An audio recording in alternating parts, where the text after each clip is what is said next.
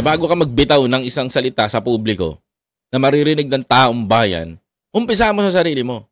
You don't need you don't need the assurance na magbibitiw din sila. Kasi pag nakita ng tao na sinseridad ka, ang taong bayan mismo ang magpapababa sa mga yan. Tandaan mo yan, Senator Alan. Yan mga tao na yan na magpapababa sa kanila kung uumpisahan mo ang sulo. Kung uumpisahan mo sigaan ng isang sulo at magliliyab ito na ang magbebenepisyo ang Pilipino, papalakpakan kita. Tandaan mo yan, Senator Alan. So, totoo lang, kung uumpisahan mo ang sulo at ikaw ang magsisilbing mitya, papalakpakan kita.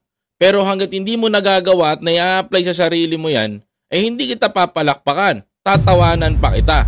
Kasi yung sinasabi mo na pagre-resign, na mag-resign kayong lahat, magkaroon ng snap election, it's not capable.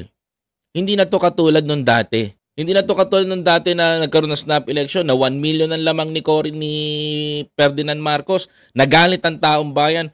To be honest, ang pang sarili mo tong agenda. This is not a national agenda.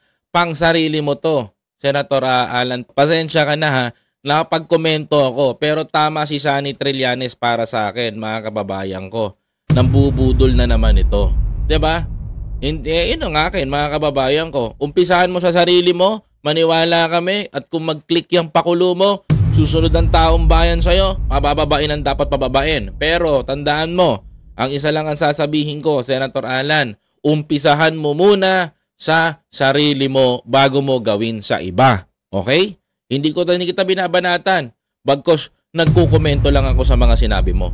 So para naman kay former Senator Antonio Sunny Trillanes, maganda yung sinabi niya na kaya niyang basagin itong mga taong ganito. Well, para sa akin, pabor ako doon kasi dapat talagang binabasag ang mga taong ganyan. Okay? Mga kababayan ko, kung gusto mo ng ganitong usapan, mga kababayan ko, maaari mo ba akong i-follow, like, comment, share, and subscribe para lagi kang updated sa mga biyahe ni Koy Movement sa ilalabas natin. Huwag mo na rin kalimutan mag-iwan ng bakas, mga kababayan ko. Maraming salamat. Ingat palagi.